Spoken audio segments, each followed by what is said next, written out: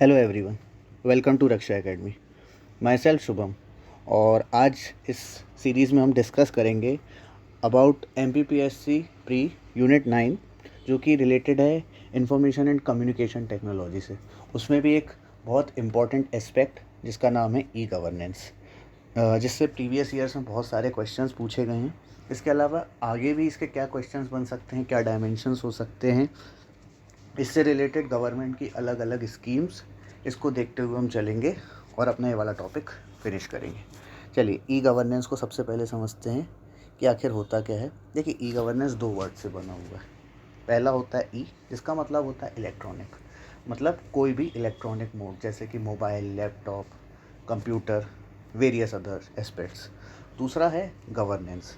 Governance का एक simple definition होता है कि जो भी सर्विसेज गवर्नमेंट द्वारा सिटीजन्स को प्रोवाइड कराई जाती हैं for the welfare, it is known age governance.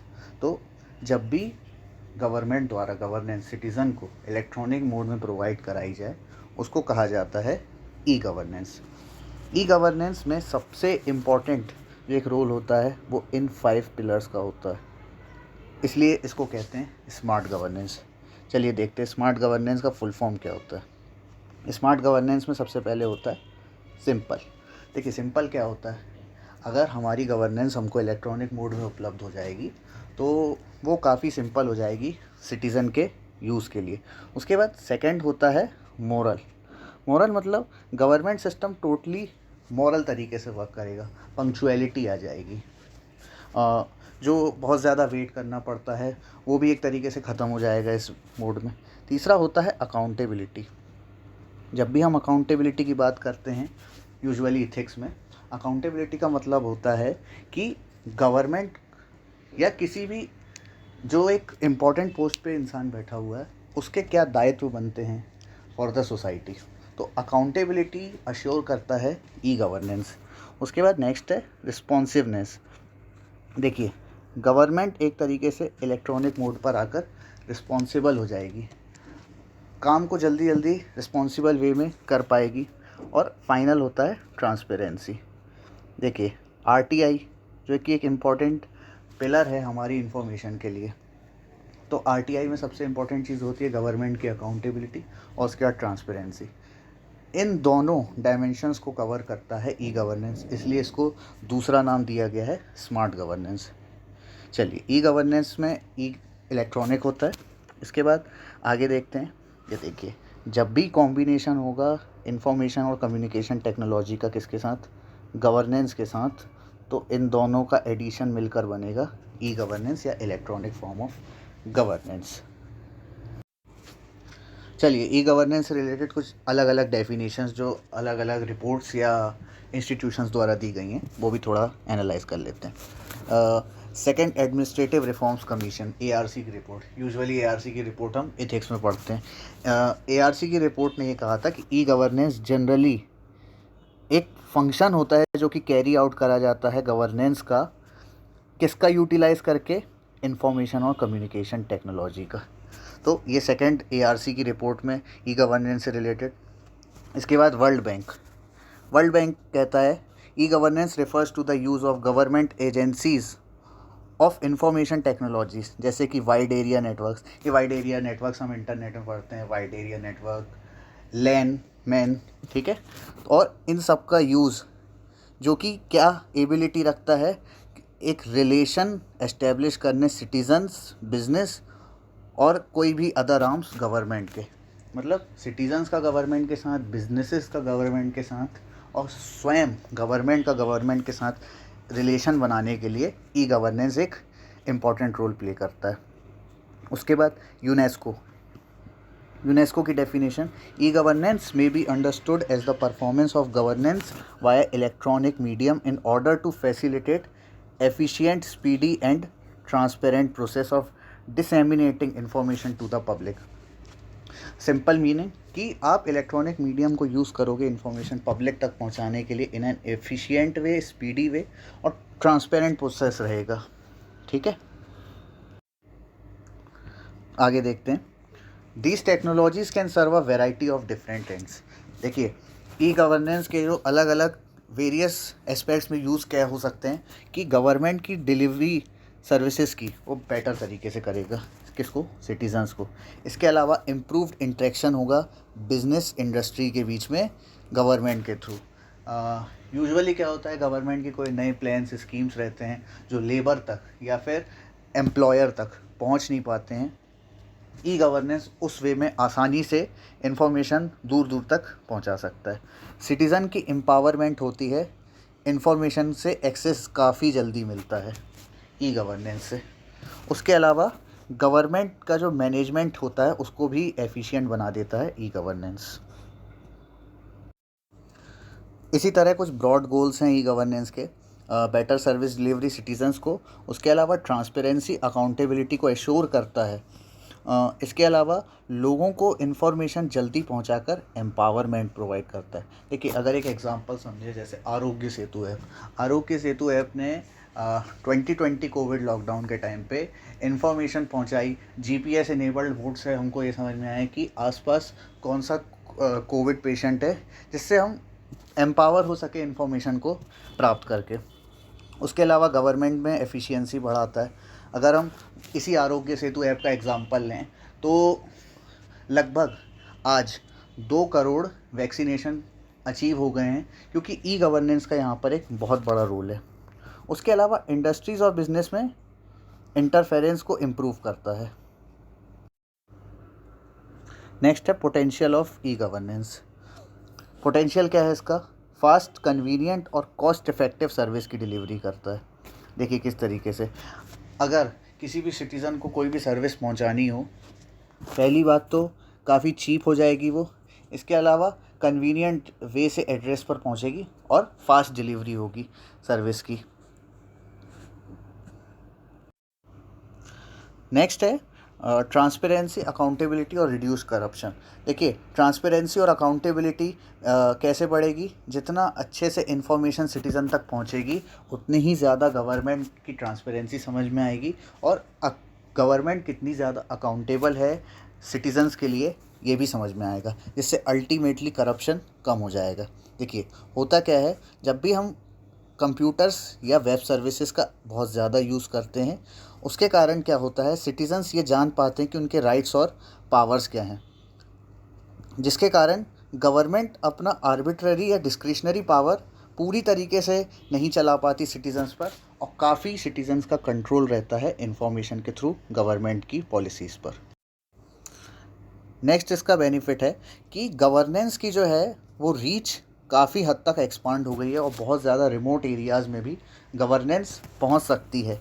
इसका सबसे बड़ा कारण ये है कि सबसे ज़्यादा रैपिड स्ट्राइड हुए हैं मोबाइल टेलीफोनी में, और स्प्रेड ऑफ इंटरनेट हमने जियो रेवोल्यूशन 2017 में देखा, जिसके कारण एक ड्रास्टिक चेंज देखने को मिला इंडिया में रिगार्डिंग इंटरनेट रेवोल्यूशन, जिससे क्या होता है, पब्लिक सर्विसेज की डिलीवरी बहुत फास्टर वे में हो जाएगी।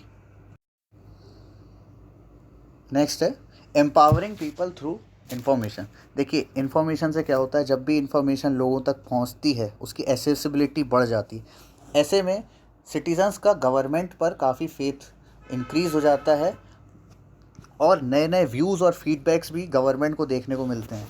अगर हम इसका सबसे अच्छा एग्जांपल देखें तो वो है पार्टिसिपेटरी गवर्नेंस, जहाँ पर MyGov.in ये गवर्नमेंट का इनिशिएटिव है, जहाँ पर गवर्नमेंट वेरियस क्विजेज, अलग अलग एसेज फॉर्मेट्स हमेशा करती रहती है, जिससे सिटीज़न का एक्टिव पार्टिसिपेशन हो कंट्री की गवर्नेंस में। तो ऐसे में इंफॉर्मेशन जितना लोगों तक पहुंचेगी, लोग उतने ही ज़्यादा एम्पावर होंगे।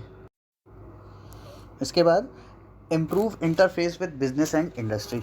देखिए, यूजुअली जब भी भारत में किसी को बिज़नेस एस्टेब्लिश करना हो, सबसे बड़ा कारण उसका होता है ब्यूरोक्रेटिक डिलेस, जो कि रेड टेपिज्म में भी कारण होता है।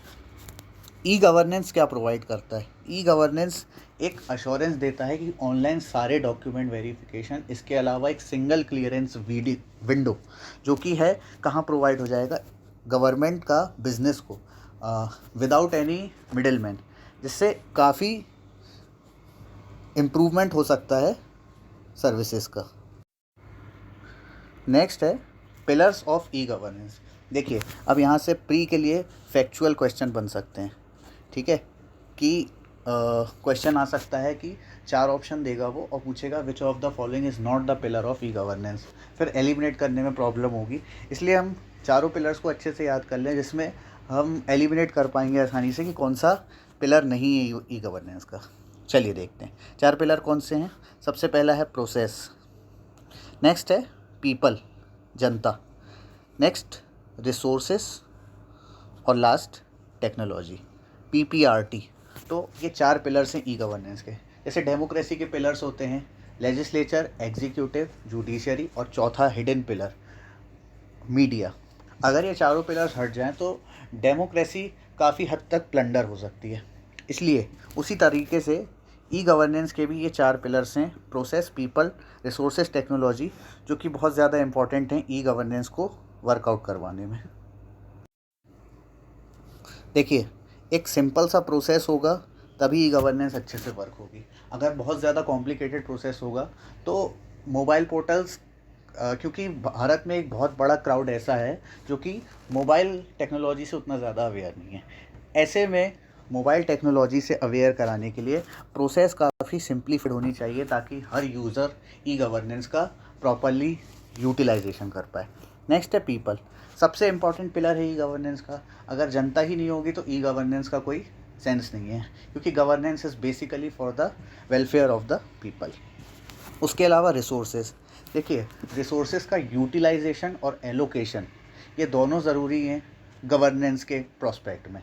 और अगर इसमें आपको इलेक्ट्रॉनिक मोड से ट्रांसफ़र करना हो तो गवर्नमेंट के लिए बहुत ज़्यादा आसान हो जाता है। एग्ज़ाम्पल के तौर पे अगर देखें तो पब्लिक डिस्ट्रीब्यूशन सिस्टम या PDS, जहाँ भी राशन देना हो और कोई स्पेशल शॉप गवर्नमेंट को पता चले कि यहाँ पर राशन प्रॉपरली उपलब्ध है कि नहीं, तो इसको आइडेंटिफाई करने के लिए ई गवर्नेंस एक बेस्ट रोल मॉडल है। उसके अलावा टेक्नोलॉजी, देखिए टेक्नोलॉजी एडवांसमेंट जितना ज़्यादा अच्छा होगा ये ई गवर्नेंस के डायरेक्टली प्रोपोर्शनल है। ई गवर्नेंस उतनी ही ज़्यादा प्रॉपरली वर्क करेगी। ई गवर्नेंस से रिलेटेड कुछ डिफरेंट कॉन्नोटेशंस या फिर एब्रीविएशंस, टर्मिनोलॉजीज़ जो कि अक्सर यूज़ होती हैं। सबसे पहले है ई एडमिनिस्ट्रेशन। एडमिनिस्ट्रेशन बेसिकली क्या होता है? प्रशासन। और प्रशासन में एग्जांपल्स में आते हैं जैसे कलेक्ट्रेट, नगर निगम, उसके अलावा स्टेट के PWDs, बहुत सारे एग्जांपल्स हैं। देखिए क्या होता है जब ICT को मॉडर्नाइज करने स्टेट के लिए यूज़ करा जाए, और इसमें सबसे इम्पोर्टेंट सिस्टम होता है मैनेजमेंट इंफॉर्मेशन सिस्टम, जो कि पूरा मैनेज करके रखे इंफॉर्मेशन को एक पर्टिकुलर वे में। फॉर एग्जांपल देखिए रिकॉर्ड्स को कंप्यूटराइज करके रखना, जैसे लैंड का रिकॉर्ड, हेल्थ का रिकॉर्ड। अभी रिसेंटली 2020 में गवर्नमेंट ने स्वामित्व और ई ग्राम स्वराज पोर्टल लॉन्च करे थे। ये लैंड रिकॉर्ड से काफ़ी हद तक मैच करते हैं। उसके अलावा हेल्थ से रिलेटेड वेरियस स्कीम्स और यूजुअली ऑनलाइन स्कीम्स बहुत सारी गवर्नमेंट स्टार्ट कर रही है। ई एडमिनिस्ट्रेशन का यहाँ ऐसे यूज़ होता है। नेक्स्ट है ई सर्विसेज। देखिए गवर्नमेंट की जो भी सर्विसेज हैं सिटीज़न के पास लाना, इसको ई सर्विसेज में टर्मिनेट करेंगे। वैसे सबसे बड़ा नाम इसका यही कहा जाएगा ई गवर्नमेंट, जबकि हमारी गवर्नमेंट हमको ऑनलाइन मोड में दिखे उसको कहेंगे हम ई गवर्नमेंट।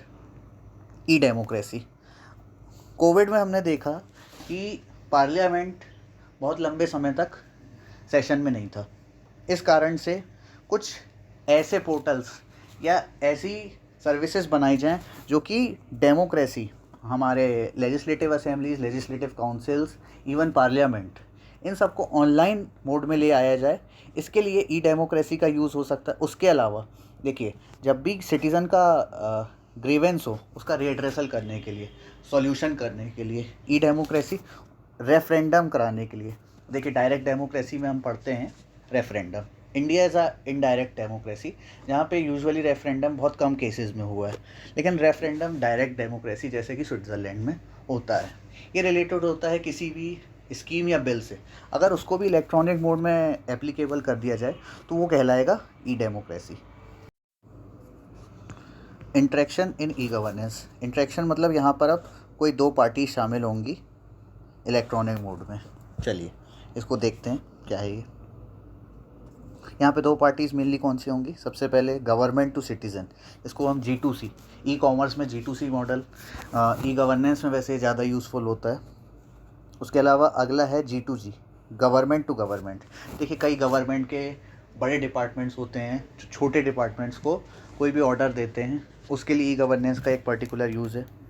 इसके अलावा नेक्स्ट है G2B या फिर गवर्नमेंट टू बिजनेस मॉडल, और लास्ट है गवर्नमेंट टू एम्प्लॉय। जैसे नेशनल पेंशन स्कीम, एम्प्लॉय जब अपनी पेंशन रिसीव करता है गवर्नमेंट से, तो आजकल वो सब प्लेटफॉर्म भी ऑनलाइन मोड में आ गए हैं, उनको देखेंगे। आइए इनके बारे में डिटेल डिस्कशन आगे करेंगे। देखिए एक ये मॉडल है जो कि बहुत ज़्यादा मेंस पॉइंट ऑफ व्यू से भी इम्पॉर्टेंट है, क्योंकि आप इसको अपने मेंस आंसर राइटिंग में भी इंक्लूड कर सकते हैं। देखिए जब भी सेंट्रल गवर्नमेंट अपने ही किसी दूसरे डिपार्टमेंट से या स्टेट गवर्नमेंट अपने ही किसी दूसरे डिपार्टमेंट से इंटरेक्शन करे तो उसको बोला जाता है G2G या फिर गवर्नमेंट टू गवर्नमेंट मॉडल। जब भी गवर्नमेंट किसी बिजनेस या NGO से या कोई NGO या बिजनेस गवर्नमेंट से इंटरेक्शन करे उसको बोला जाता है गवर्नमेंट टू बिजनेस मॉडल। और तीसरा, जब भी गवर्नमेंट सिटीज़न से इंट्रोडक्शन करे या कोई भी स्कीम इंट्रोड्यूस करे उसको बोला जाता है G2C या government to citizen model. Second, administrative reform commission इन 4 प्रकार के जो इंटरेक्शंस हैं इनको अपने हिसाब से डिफ़ाइन करता है। सबसे पहले गवर्नमेंट टू सिटीज़न देखेंगे। देखिए सिटीज़न को एक्सेस करने मिल जाए जब गवर्नमेंट की इंफॉर्मेशन और सर्विसेज कहीं भी कन्वीनियंटली फ्रॉम एनीवेयर या एवरीवेयर, और मल्टीपल चैनल्स का जब सिटीज़न यूज़ कर सकता है गवर्नमेंट के, उसको बोलते हैं G2C मॉडल। ठीक है, ये एक्सपांड करता है एक्सेसिबिलिटी और अवेलेबिलिटी गवर्नमेंट सर्विसेज की, और साथ ही साथ सर्विसेज की क्वालिटी भी बढ़ाता है। कुछ G2C सर्विसेज हम देखते हैं क्या हैं, जैसे गवर्नमेंट सर्विसेज लाइक DBT या direct benefit transfer. Direct benefit transfer मतलब जो भी किसी इंडिविजुअल को गवर्नमेंट द्वारा मॉनिटरी या नॉन मॉनिटरी बेनिफिट मिलना होगा वो सीधा अकाउंट पर या सीधा इंडिविजुअल के हाथ पर मिल सके, इसके लिए ई गवर्नेंस का किस तरीके से यूज़ है। जैसे केरोसिन या PDS। देखिए PDS अगर देखेंगे, public distribution system. Public distribution system ration की दुकानें, यहाँ पर राशन अवेलेबल होता है, और रिसेंटली गवर्नमेंट ने one nation one ration card को 2020 से स्टार्ट कर दिया है ऑल ओवर द कंट्री। अब जहाँ पर भी कोई राशन की उपलब्धता नहीं समझ में आएगी, वहाँ पे गवर्नमेंट डायरेक्टली ऑनलाइन मोड से देख सकती है कि राशन वहाँ किस तरीके से अवेलेबल करवा दें। इंफॉर्मेशन रिगार्डिंग APMC होते हैं एग्रीकल्चर प्रोड्यूस मार्केटिंग। ठीक है, ये क्या होता है, मेनली इसको हिंदी में मंडी बोलते हैं। मंडियाँ जहाँ पर कोई भी फार्मर अपना एग्रीकल्चर प्रोड्यूस जाकर सेल कर सकता है, और ये टोटली गवर्नमेंट के द्वारा रेगुलेट किया जाता है। APMC में भी government to citizen model work कर सकता है।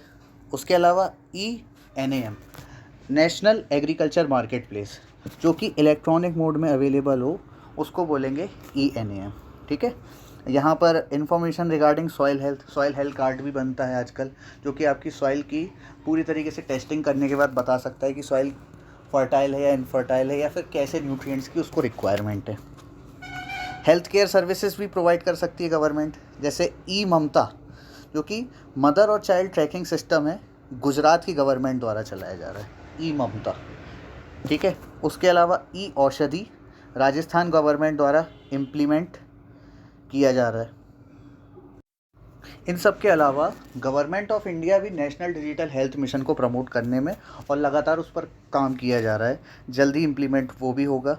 नेक्स्ट है एजुकेशनल सर्विसेज सच एज स्वयं प्रभा। देखिए एजुकेशन पोर्टल है स्वयं, जहाँ पे बहुत सारे एजुकेशन लिए जा सकते हैं regarding NCERTs, even teachers teaching भी अवेलेबल है वहाँ पे। स्वयं Prabha is a DTH connection, जहाँ पर वेरियस एजुकेशन प्रोग्राम्स DTH के थ्रू गवर्नमेंट अवेल करवाएगी। National academic depository, national digital library, इसमें एक और एग्जांपल है पाठशाला, जहाँ पर हम वेरियस NCERTs को फ्री ऑफ कॉस्ट डाउनलोड कर पढ़ सकते हैं गवर्नमेंट पोर्टल के through. MOOC online courses etcetera. इसी के साथ गवर्नमेंट के एजुकेशनल सर्विसेज में बहुत सारे अलग अलग चल रहे हैं, आगे हम उसको भी डिस्कस करेंगे।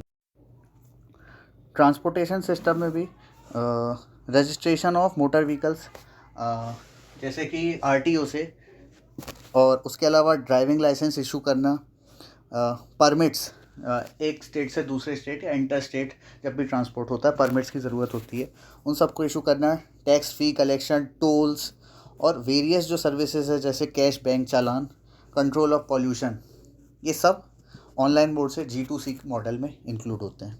नेक्स्ट मॉडल है गवर्नमेंट टू गवर्नमेंट। देखिए, गवर्नमेंट टू गवर्नमेंट मॉडल में क्या होता है, in this interaction information and communication technologies use to recognise the governmental process involved in the functioning of government entities as well as to increase the flow of information and services within and between different entities। मतलब जब दो government के sectors होंगे उनके बीच में information का insemination करना, इसके लिए government to government model increase होगा। यूजुअली इससे एफिशिएंसी बढ़ेगी, परफॉर्मेंस अच्छा होगा छोटे सेक्टर्स का गवर्नमेंट से रिलेटेड, और आउटपुट भी बहुत अच्छा मिलेगा।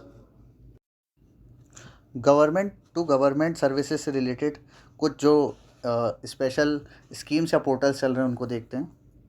जैसे सेक्रेटरीट क्या होता है, सचिवालय, जहाँ पर सभी डिपार्टमेंट्स के सेक्रेटरीज बैठते हैं। तो ऐसे ही आईटी इनेबल्ड सिस्टम से रिलेटेड कुछ ऑफिशियल्स को सर्विस प्रोवाइड करके, ताकि डे टू एक्टिविटीज़ में ई गवर्नेंस का काफ़ी रोल इंक्लूड हो पाए, उसके लिए राजस्थान गवर्नमेंट ने ई सेक्रेटरीट जैसे प्रोग्राम शुरू करे।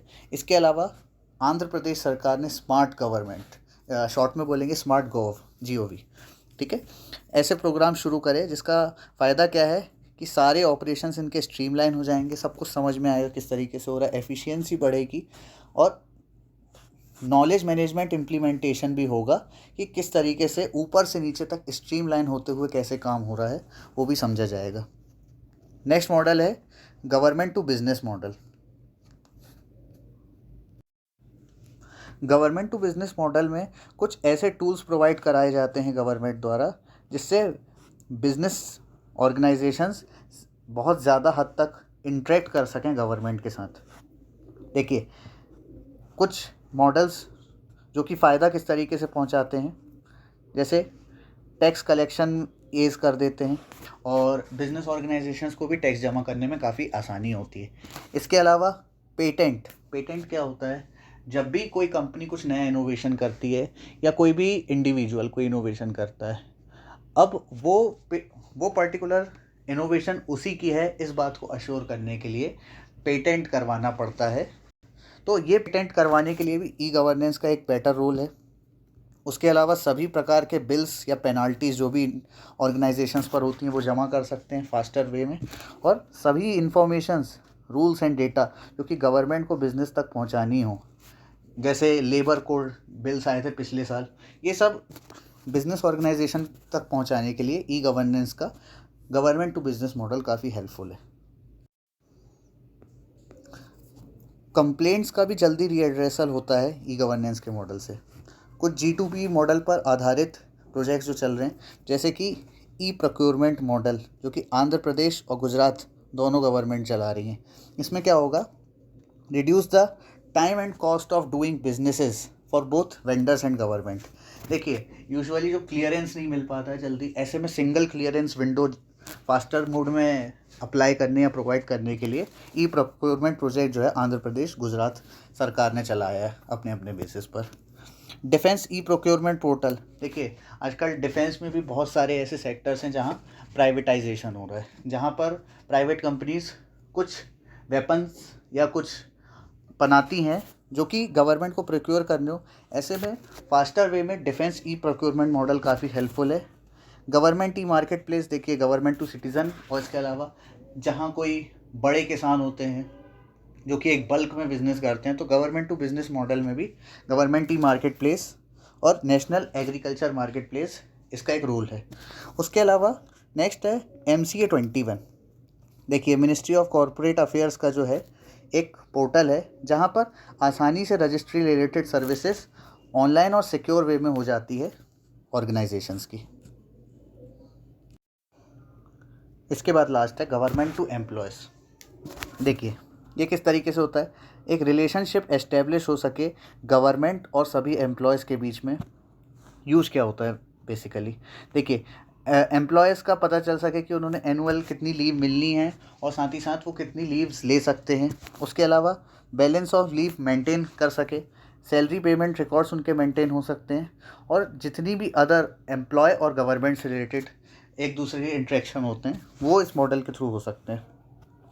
देखिए, इससे ट्रांसपेरेंसी भी बढ़ती है, गवर्नमेंट और एम्प्लॉयज़ के रिलेशनशिप को स्ट्रॉन्ग करने में हेल्प करती है। जैसे ऑनलाइन सैलरी प्रोवाइड कर देना ऑनलाइन मोड से, और उसके अलावा फंड्स का भी ट्रांसफ़र कर देना। इसमें सबसे ज़्यादा काम करते हैं national payment scheme NPS system, जहाँ पर हर महीने पेंशन जमा होती है, और इसको मेनली कोऑर्डिनेट और रेगुलेट करता है एम्प्लॉयमेंट प्रोविडेंट फंड ऑर्गेनाइजेशन या ईपीएफओ। उसके अलावा दूसरा एक और सेक्टर है ESIC, employees state insurance corporation, जहाँ पर एम्प्लॉयज़ रिलेटेड इंफॉर्मेशन, चाहे वो इंश्योरेंस से रिलेटेड हो या प्रोविडेंट फंड पेंशन से रिलेटेड हो, ये सभी इन मॉडल्स में वर्क किए जाते हैं। इसके बाद डिस्कशन कर सकते हैं बेनिफिट्स ऑफ ई गवर्नेंस के ऊपर। देखिए, ई गवर्नेंस के जो बेनिफिट्स होते हैं कुछ एक्सटर्नल और कुछ इंटरनल होते हैं। चलिए, पहले इंटरनल बेनिफिट्स क्या हैं, मतलब एक डिपार्टमेंट के अंदर किस तरीके से बेनिफिट्स हैं। तो डुप्लीकेशन को अवॉइड करता है। डुप्लीकेशन को मतलब जैसे कोई एक ही ऑफिस में एक एम्प्लॉय 2 बार सैलरी ना ले ले, कई बार ये मिसमैच हो जाते हैं टेक्निकल या ह्यूमन एरर दोनों की वजह से। इसको अवॉइड करने के लिए गवर्नेंस हेल्पफुल है। उसके अलावा ट्रांजैक्शन के जितने भी कॉस्ट रहते हैं सबको मिनिमाइज़ कर देता है। ब्यूरोक्रेटिक प्रोसीजर्स जो कि रेड टेपिज्म के कारण काफ़ी डिफ़िकल्ट हो गया है, उनको भी कंट्रोल करता है। उसके अलावा अदर यूज़ होते हैं, एफिशिएंसी प्रोवाइड करता है गवर्नमेंट सेक्टर को, कोऑर्डिनेशन और कम्युनिकेशन एम्प्लॉयज़ और गवर्नमेंट के बीच में बढ़ाता है, ट्रांसपेरेंसी भी इन्हेंस कर देता है। ठीक है, इसके अलावा जो अलग अलग एजेंसीज़ हैं उनके बीच में आपस में इंफॉर्मेशन शेयर हो सके, इसको भी अश्योर करता है। और इंफॉर्मेशन का मैनेजमेंट है या स्टोरेज है, उसकी सिक्योरिटी प्रोवाइड करना भी एक काफ़ी हद तक इजी वे है इलेक्ट्रॉनिक मोड के थ्रू। एक्सटर्नली मतलब जो इस मॉडल का यूज़र है उस तक इंफॉर्मेशन को पहुंचाने में किस तरीके से बेनिफिट्स हैं ई गवर्नेंस के, वो देखते हैं। जैसे कोई भी सर्विस है उसकी फास्टर डिलीवरी करेगा, एफिशिएंसी या एफिकेसी बढ़ाएगा गवर्नमेंट की सर्विस पहुंचाने तक।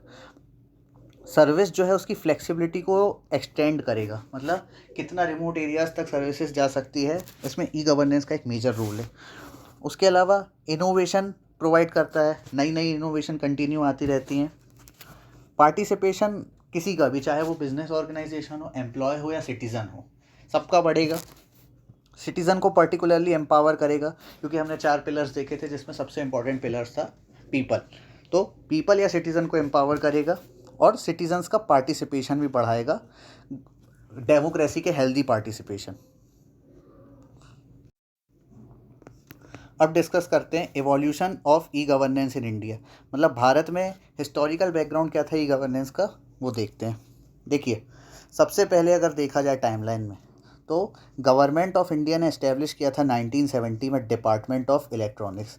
2 डिफरेंस होते हैं, एक डिपार्टमेंट में और दूसरा मिनिस्ट्री में। देखिए, मिनिस्ट्री एक बड़े लेवल पर वर्क करती है, लेकिन उसके अंदर वेरियस सेगमेंट्स होते हैं, डायमेंशंस होते हैं जो वर्क करते हैं, इसलिए उसमें एक अलग सेगमेंट निकाला गया था डिपार्टमेंट ऑफ इलेक्ट्रॉनिक्स। 1977 में एक और इम्पॉर्टेंट काम होता है जब नेशनल इंफॉर्मेटिक्स सेंटर, इसका बहुत यूजुअल रोल कॉल है, क्योंकि जब भी हम कोई भी गवर्नमेंट साइट खोलते हैं तो उसकी ऑथेंटिसिटी देखने के लिए हम आखिरी में डोमेन नेम में देखते हैं .nic.in। इसका मतलब वो प्रूव करता है कि ये गवर्नमेंट से रिलेटेड वेबसाइट्स हैं। तो ई गवर्नेंस के लिए सबसे मेजर स्टेप जो था वो डिपार्टमेंट ऑफ इलेक्ट्रॉनिक्स का 1970 में बनना और नेशनल इंफॉर्मेटिक्स सेंटर NIC का 1977 में बनना। देखिए, प्रीलिम्स में क्वेश्चन के रूप में NIC का फुल फॉर्म पूछ सकते हैं, तो नेशनल इंफॉर्मेटिक्स सेंटर, ना कि इंफॉर्मेशन, तो ये आप याद कर सकते हैं फैक्चुअल बेसिस पे। इसके बाद 1991 में जब LPG रिफॉर्म्स हुए थे, इकोनॉमिक रिफॉर्म्स हुए थे, इंडियन इकॉनमी क्लोज्ड इकॉनमी से ओपन इकॉनमी और साथ ही साथ मिक्स्ड इकॉनमी का एक रूप सामने आया था, तब ई गवर्नेंस को एक मेजर बूम मिला, जिससे क्या हुआ कि टेक्नोलॉजीज़ और अपॉर्चुनिटीज़ कंटिन्यूस इस फील्ड पर बढ़ गई, और हमने देखा भी कि एकदम से इंडियन इकॉनमी सर्विस सेक्टर पर बहुत तेज़ी से शिफ्ट कर गई, जिसका सबसे मेजर रोल था ई गवर्नेंस। इसी को देखते हुए, गवर्नेंस को ध्यान में रखते हुए आगे नेशनल टास्क फोर्स बनाई गई गवर्नमेंट ऑफ इंडिया द्वारा, जो कि किस पर काम करेगी, इंफॉर्मेशन टेक्नोलॉजी और सॉफ्टवेयर डेवलपमेंट पर 1998 में। लेकिन कहीं ना कहीं कमी दिख रही थी, इसलिए इन सब चीज़ों को कल्मिनेट करके एक साथ बना दिया गया मिनिस्ट्री ऑफ इंफॉर्मेशन टेक्नोलॉजी 1999 में, जो कि अटल बिहारी वाजपेयी गवर्नमेंट के समय में बना था। इसके आगे और भी काम करे। जब ईयर 2000 में टोटल 12 पॉइंट्स का एक मिनिमम एजेंडा रखा कि क्या होना चाहिए ई गवर्नेंस और कैसा सिस्टम होना चाहिए, प्रारूप पूरी तरीके से तैयार करा। उसके बाद एक मेजर माइलस्टोन जो कि कहा जाए, इंफॉर्मेशन टेक्नोलॉजी एक्ट, जो कि 2000 में आया था। पिछले साल 2019 प्रीलिम्स में इसी से रिलेटेड एक सवाल आया था, जो कि था कि when was the information technology act enacted in India. तो उसका आंसर था 2000। और देखिए, बहुत इंपॉर्टेंट एक्ट है, इसको एक डिटेल्ड एस्पेक्ट में पढ़ना पड़ेगा, क्योंकि रिसेंटली 2020 में इंडियन गवर्नमेंट ने various Chinese apps more than 59 जो कि डिलीट करे हैं प्ले स्टोर से, वो इसी एक्ट के थ्रू गवर्नमेंट पॉसिबल कर सकती है। अभी भी जो ट्विटर, फेसबुक, व्हाट्सएप या फिर टोटल जो सोशल मीडिया के साथ गवर्नमेंट का इंटरेक्शन होता है, वो भी इसी एक्ट के बेसिस पर होता है। इसके बाद आखिरी में national policy I information technology में, जो कि अप्रूव करी गई 2012 में। इससे क्या हुआ, deployment of ICT, information and communication technology, India के सभी सेक्टर्स में for economic and providing IT based solutions, और साथ ही साथ सिटीजन से रिलेटेड जो इश्यूज होते हैं उनको भी समझने के लिए। फाइनली आज डिजिटल इंडिया, जो कि एक अभी तक का सबसे लेटेस्ट स्टेप है इंडियन गवर्नमेंट द्वारा, जो कि कहता है मिनिमम गवर्नमेंट और मैक्सिमम गवर्नेंस। इसके अलावा पेपरलेस डेमोक्रेसी और पेपरलेस बहुत सारे वर्क को इनिशिएट करता है डिजिटल इंडिया। तो इसका एक ह्यूज प्रोस्पेक्ट है। इसको भी एक डिटेल्ड लेक्चर में डिस्कस करना पड़ेगा। सो फ्रेंड्स, आज के लेक्चर में इतना ही। अगर आपको ये लेक्चर पसंद आया हो तो ज़रूर लाइक और शेयर कीजिएगा। इसके अलावा अगले लेक्चर्स में हम डिस्कस करेंगे वेरियस स्कीम्स, पोर्टल्स और गवर्नमेंट इनिशिएटिव्स। इसके अलावा ई गवर्नेंस की कुछ लिमिटेशंस और कैसे क्वेश्चंस आ सकते हैं, इन पर भी हम डिस्कशन करेंगे। सो थैंक्स फ्रेंड्स, आज के लिए इतना ही।